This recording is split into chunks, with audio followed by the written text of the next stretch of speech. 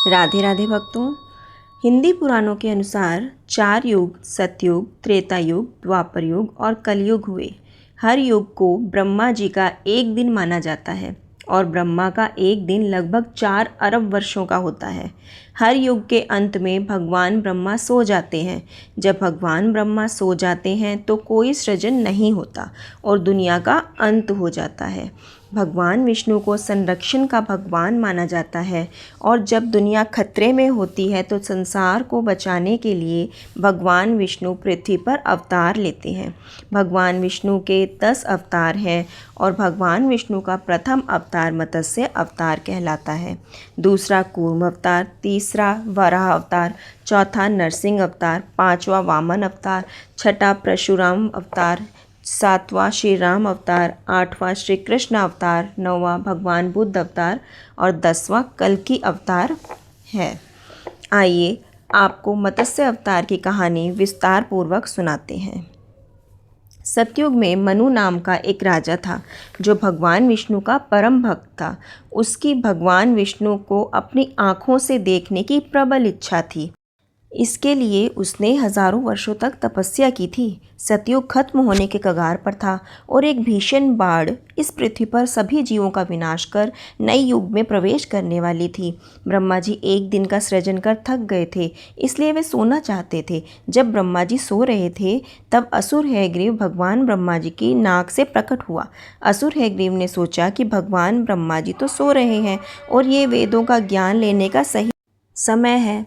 हैग्रीव ने अपना ध्यान केंद्रित करते हुए वेदों का सारा ज्ञान पा लिया और ये सोचकर समुद्र की गहराई में छिप गया कि कोई उसे वहाँ पर खोज नहीं पाएगा। भगवान विष्णु को जब इस बात का पता चला तो वे चिंतित हो गए। अगर वेदों को असुर ने चुरा लिया तो वेद अगले युग में नहीं जा पाएंगे। रक्षक होने के नाते वेदों का ज्ञान अगले युग में पहुंचाना भगवान विष्णु का दायित्व था। भगवान विष्णु ने विचार करते हुए मनु को तपस्या में लीन देखा। भगवान विष्णु ने एहसास किया कि ये व्यक्ति ही वेदों को अब बचा सकता है। अगली सुबह मनु प्रार्थना करने के लिए नदी के निकट गए। उन्होंने जल को अपने हाथों में लिया और भगवान विष्णु की प्रार्थना करते हुए जल को भगवान विष्णु को समर्पित कर दिया।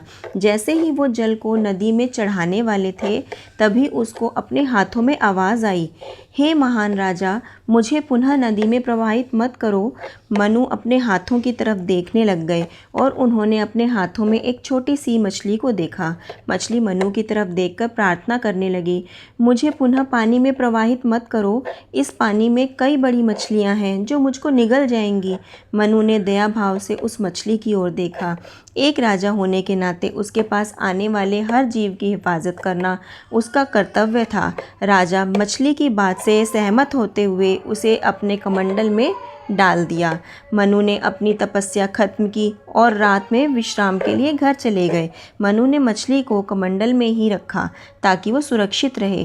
अगली सुबह जब वो जागा तो उसे तेज़ आवाज़ आई, मेरी मदद करो, तुम्हारे कमंडल में मेरा दम घुट रहा है और मैं यहाँ सांस नहीं ले पा रही हूँ। मनु ने आश्चर्य से कमंडल में देखा कि वो छोटी मछली कितनी बड़ी हो गई है कि उसका मुंह कमंडल के शीर्ष तक आ गया है और वो उस कमंडल में ठीक से समा नहीं रही है। मनु ये देखते ही दौड़ते हुए घर में जाकर एक बड़ा सा पात्र लेकर आए और उस मछली को उसमें डाल दिया। मछली ने राहत की सांस ली और मनु को धन्यवाद दिया। मनु मुस्कुराता हुआ अपनी प्रातःकाल की प्रार्थना के लिए रवाना होने ही वाला था, तभी उसे पहले से भी तेज़ आवाज़ आई, राजा, ये पात्र भी मेरे लिए छोटा पड़ गया है, मुझे किसी और पात्र में स्थान दो। मनु उदास होते हुए मछली की ओर देखने लगा कि उसने अभी कुछ समय पहले ही उसे एक बड़े पात्र में डाला था। ये अभी इतनी बड़ी कैसे हो गई? मनु ने मछली को और बड़े पात्र में डाल दिया। मछली ने राजा को फिर से धन्यवाद दिया और जैसे ही राजा प्रार्थना के लिए अपने द्वार तक पहुंचा, फिर से आवाज़ आई, मुझे माफ़ करना, ये पात्र भी मेरे लिए पर्याप्त नहीं है। मनु को अपनी आंखों पर विश्वास नहीं हुआ कि उस पात्र में मछली का आकार इतना बड़ा कैसे हो गया। मनु ने सोचा कि ये समय प्रश्न करने का नहीं है। वो उस मछली को लेकर दौड़ता हुआ नदी के समीप ले गया जहाँ पर वो उसे मिली थी। उन्होंने उस मछली को उस नदी में डाल दिया। मछली ने अब राहत की सांस ली और राजा को धन्यवाद किया और कहा, हे महान राजा, तुमने मेरी रक्षा की है, इसलिए मुझे तुम अकेला छोड़कर मत जाओ। मुझे डर है कि बड़ी मछलियाँ मुझे निगल न जाएं। मनु ने उसको संदेह भरी निगाहों से देखा, लेकिन एक राजा होने के नाते किसी भी जीव की रक्षा करना उसका कर्तव्य था। वो मछली की ओर देख रहा था। उसने देखा कि मछली तो और बड़ी होती जा रही थी। मछली ने नदी को ढक लिया और फिर उसने वही राग अलापा। मनु उसे एक नदी से दूसरी नदी में ले जाते रहे, परंतु हर बार उसका आकार बढ़ता जा रहा था। अंत में उसने मछली को समुद्र में छोड़ दिया। तभी मनु की आंखें फटी की फटी रह गई। मछली ने अपना आकार बढ़ाते हुए समुद्र को एक तरफ से ढक लिया था। इस विशाल मछली को देखते हुए मनु की आंखों पर एक तरफ से प्रकाश आया। मनु अब उस मछली के आगे झुकते हुए बोले, आप नारायण हो, मेरे भगवान। मछली ने हंसते हुए कहा, तुम मुझे देखना चाहते थे और मैं आ गया। मनु को अपनी आंखों पर विश्वास नहीं हुआ। मनु की आंखों से आंसू आ गए और तभी उस मछली के सिर पर एक विशाल सींग निकल आया। मनु ने मछली के आगे साष्टांग प्रणाम करते हुए कहा, मेरे भगवान, आपने मेरी एकमात्र इच्छा पूरी कर दी है। अब मुझे कुछ और नहीं चाहिए। अब आप मुझसे क्या चाहते हैं?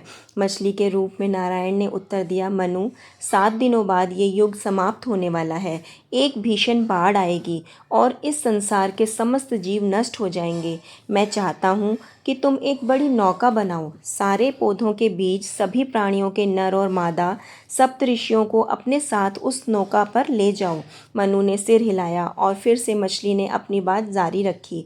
मछली ने कहा, नागों के देवता वासुकी को अपने साथ ले जाना मत भूलना। मनु ने फिर सिर हिलाया। मछली समुद्र के दूसरी ओर चली गई। मछली ने आधा काम समाप्त कर दिया था और समुद्र के दूसरी ओर अपने अवतार का उद्देश्य पूरा करने के लिए चली गई। समुद्र के दूसरी तरफ मछली ने देखा कि हयग्रीव वेदों की रक्षा कर रहा था। इस विशाल मछली को देखकर वह डर गया। वह कुछ सोच पाता उससे पहले ही मछली ने उस पर प्रहार कर दिया। वो मछली इतनी विशाल थी कि एक प्रहार से ही असुर को चपेट में ले लिया। फिर भी घबराया हुआ हयग्रीव इससे लड़ने का प्रयास करता रहा, लेकिन मछली बहुत बड़ी और शक्तिशाली थी। कुछ समय संघर्ष करने के बाद असुर की मृत्यु हो गई। जैसे ही असुर मर गया था, उस मछली ने वेदों को पा लिया और ब्रह्मा के पास गई, तो जो अभी भी सो रहे थे। उधर दूसरी तरफ मनु ने नौका तैयार कर दिया था। वो 7 ऋषियों के साथ उनके परिवार को भी लेकर आ गए थे। अचानक वहाँ पर मूसलाधार वर्षा होने लगी और पानी का स्तर बढ़ने लगा। फिर बाढ़ आ गई।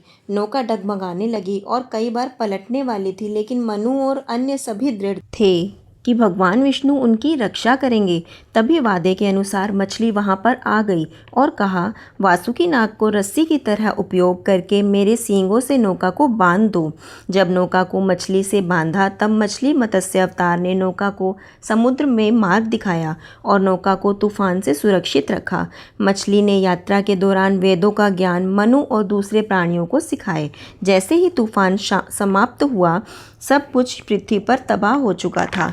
मछली ने नौका को हिमवन पर्वत पर छोड़ दिया और वहां से नौका पर सवार प्राणियों ने नए युग का आरंभ किया। बोलो विष्णु भगवान की जय। बोलो विष्णु भगवान के मत्स्य अवतार की जय।